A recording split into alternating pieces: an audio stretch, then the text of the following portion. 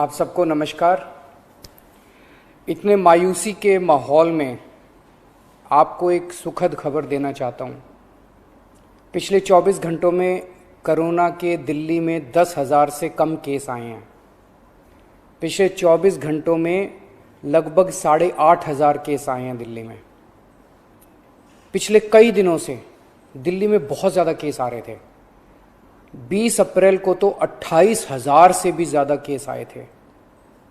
आज 8,500 केस आए हैं। कई दिनों में पहली बार 10,000 के नीचे केस आए हैं। दिल्ली में संक्रमण दर भी काफ़ी कम हो गई है। पिछले 24 घंटों में संक्रमण दर केवल 12% रह गई है। संक्रमण दर का मतलब अगर हम 100 लोगों का टेस्ट करते हैं तो उसमें कितने लोगों को कोरोना मिलता है। ज़्यादा संक्रमण दर का मतलब होता है कि कोरोना बहुत ज़्यादा फैला हुआ है। आज ये संक्रमण दर केवल 12% आई है। 22 अप्रैल को ये 36% तक पहुंच गई थी दिल्ली में संक्रमण दर। इसका मतलब दिल्ली में अब काफ़ी कम लोग बीमार पड़ रहे हैं। अस्पतालों में भर्ती लोगों की संख्या भी अब काफ़ी कम हो गई है।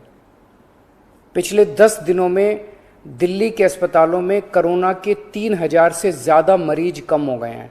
यहाँ कि 3,000 बेड खाली हो गए हैं और अब अस्पतालों में बेड मिलने में परेशानी नहीं हो रही है। हालांकि एक बात देखने में आई है कि आईसीयू के बेड अभी भी भरे हुए हैं। इसका मतलब सीरियस मरीजों की संख्या अभी ज़्यादा कम नहीं हुई है। अभी भी दिल्ली के अस्पतालों में आईसीयू बेड लगभग सारे भरे हुए हैं। इस दिशा में भी आपकी सरकार काम कर रही है। लगभग 1200 नए आईसीयू बेड बन के तैयार हो गए हैं और आज या कल में ये चालू होने वाले हैं। इससे अपने दिल्ली वासियों को काफ़ी राहत मिलेगी। दिल्ली में जो केस कम हो रहे हैं इसमें हर दिल्ली वासी का बहुत ज़्यादा सहयोग रहा है। हमने दिल्ली में बहुत कड़ा लॉकडाउन लगाया लेकिन दिल्ली वासियों ने उसमें पूरा सहयोग किया। सबने पूरी तरह से लॉकडाउन का पालन किया। आज सब लोग बात कर रहे हैं कि दिल्ली वासियों ने इतने कम समय में कोरोना के केस कम कैसे कर लिए। ये केवल और केवल दिल्ली वासियों के अनुशासित आचरण की वजह से हुआ है। लेकिन लड़ाई अभी जीती नहीं गई है। लड़ाई अभी बाकी है। अभी भी 8,500 केस आए हैं। इनको 0 तक ले जाना है। कोरोना को पूरी तरह ख़त्म करना है। और दूसरी बात, हम अगर अब ढीले पड़ गए तो ये केस फिर बढ़ जाएंगे। कोई गारंटी नहीं है कि ये कम ही रहेंगे। फिर से दिल्ली पे मुसीबत आ सकती है। इसीलिए किसी भी हालत में ढिलाई नहीं करनी।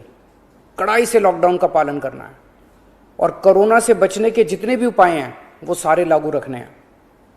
दिल्ली सरकार भी अपने इंतजामों में कोई कमी नहीं छोड़ रही। हम अभी और नए ऑक्सीजन बेड बना रहे हैं। ऑक्सीजन के कई हजार सिलेंडर खरीद रहे हैं। नए नए आईसीयू बेड बना रहे हैं ताकि भगवान ना करे अगर कोरोना के केस फिर से बढ़ गए तो हमारी तैयारी में कोई कमी नहीं होगी। पिछले कुछ दिनों में बेहद दुखदाई, बहुत दुखदाई दिन बीते। पिछले सभी कोशिशों के बावजूद हम अपने कई दिल्ली वासियों को बचा नहीं पाए।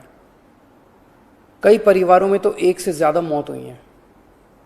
मैं भगवान से प्रार्थना करता हूँ कि इन सभी आत्माओं को शांति प्रदान करे। मैं ऐसे कई बच्चों को जानता हूँ जिनके दोनों माता पिता चल बसे। अब उनका इस दुनिया में कोई नहीं है। मैं ऐसे सभी बच्चों को कहना चाहता हूँ कि उनके दुख को मैं समझता हूँ, पर आप चिंता मत करना बच्चों। आप अपने आप को अनाथ मत समझना।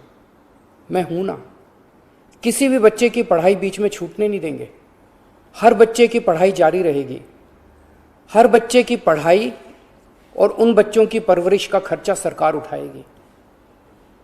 ऐसे कई बुजुर्ग हैं जिनके जवान बच्चे थे, वो कमाते थे तब उनका घर चलता था।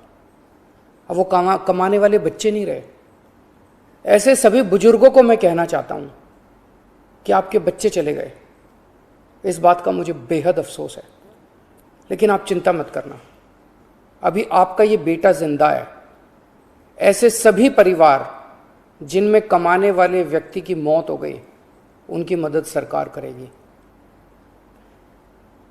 ऐसे परिवारों की हम आर्थिक मदद तो कर देंगे, पर ऐसे बच्चों को, बुजुर्गों को इस वक्त प्यार की ज़रूरत है, हमदर्दी की ज़रूरत है।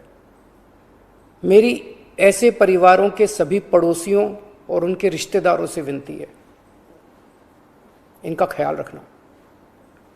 ऐसे परिवारों पे बहुत बड़ी मुसीबत आई है, इन्हें अपना प्यार और अपनी हमदर्दी देना। दिल्ली के 2 करोड़ लोग, हम सब एक परिवार हैं। इस दुख की घड़ी में हमें एक दूसरे की मदद करनी है। आज ईद का त्यौहार है। ऊपर वाले से आपकी सेहत और आपकी खुशियों की प्रार्थना करता हूँ। NCR करंट न्यूज़ को सब्सक्राइब करें और नोटिफिकेशन सबसे पहले पाने के लिए दबाएं बेल आइकॉन।